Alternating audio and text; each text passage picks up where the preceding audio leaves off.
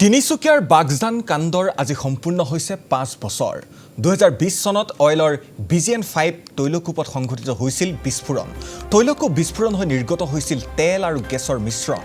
৯ June তাৰিখে তেল নিৰ্গত হৈ সংঘটিত হৈছিল এক বিধ্বংসী অগ্নিকাণ্ড সেই অগ্নিকাণ্ডত প্ৰাণ হেৰুৱাবলগীয়া হৈছিল ৩ গৰাকীকৈ কৰ্মচাৰীয়ে চকুৰ সন্মুখতেই নিঃশেষ হৈ গৈছিল ১২টাকৈ পৰিয়ালৰ সপোনৰ ঘৰখন আৰু অৱশেষত ১৭৩টা দিনৰ অন্তত ১৫ নৱেম্বৰত নিয়ন্ত্ৰণলৈ আহে পৰিস্থিতি কিন্তু আজি পৰ্যন্ত বাগজানলৈ ঘূৰি নাহিল পূৰ্বৰ সেই পৰিৱেশ অইলে পূৰ্বৰ পৰিৱেশ ঘূৰাই অনাত অৱহেলা কৰাৰ অভিযোগ উত্থাপন কৰিছে স্থানীয় দল সংগঠনে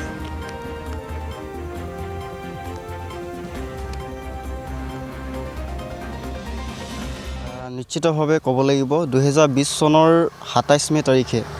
যিটো অইল ইণ্ডিয়া লিমিটেডৰ বাগজানস্থিত BGN-5 নং তৈলকূপত যি ভয়ংকৰ বিস্ফোৰণ হৈছিল সেই বিস্ফোৰণে আচলতে পৰৱৰ্তী ৯ জুন তাৰিখে অগ্নিকাণ্ডলৈ সূত্ৰপাত হয় আৰু সেই অগ্নিকাণ্ড প্ৰায় ৬ মাহ দিন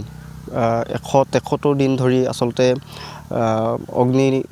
সংঘটিত হৈ থাকে আৰু তাৰ ফলস্বৰূপে বাগজানৰ প্ৰায় ১২টাকৈ বাসগৃহ সম্পূৰ্ণৰূপে ভস্মীভূত হয় সমান্তৰালকৈ ক'ব লাগিব কাষৰীয়া প্ৰায় ১-১.৫ কিলোমিটাৰ পৰ্যন্ত ব্যাপকভাৱে আচলতে প্ৰভাৱ বিস্তাৰ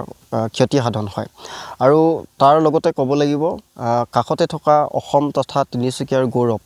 দেশী বিদেশী পক্ষীৰ বিচৰণস্থলী মাগুৰী বিলত ব্যাপকভাৱে প্ৰভাৱ পৰে সমান্তৰালকৈ ডিব্ৰু-চৈখোৱা ৰাষ্ট্ৰীয় উদ্যানত প্ৰভাৱ পৰে আৰু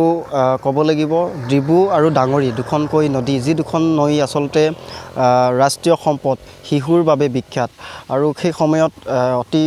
দুখৰ ছবি ভাহি আহিছিল যে এই ঘটনাৰ ফলশ্ৰুতিতেই আচলতে শিশুৰ মৃত্যুমুখত পৰিছিল মাছ কাছৰ পৰা আদি কৰি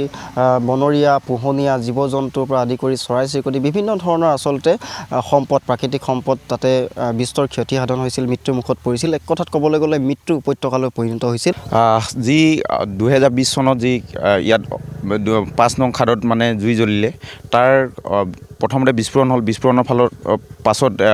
জুই জ্বলিলে ৯ জুন তাৰিখে জুই জ্বলিলে যিখিনি দিবলগীয়া আছিলে অইল ইণ্ডিয়াই আমি বাৰম্বাৰ সেই সময়তে আমি দাবী জনাইছিলোঁ তেওঁলোকক কৈছিলোঁ আমাৰ যিখিনি দিব লাগে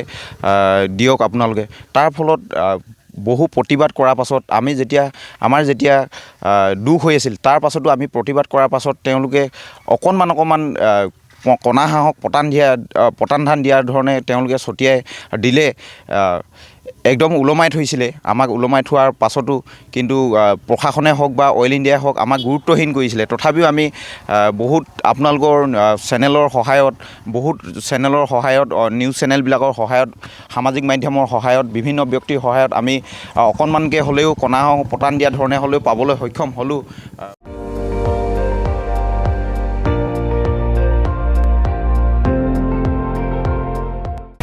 আপুনি চাই আছে ND24 সৰ্বশ্ৰেষ্ঠ নহয় সৰ্বোত্তমৰ দৌৰ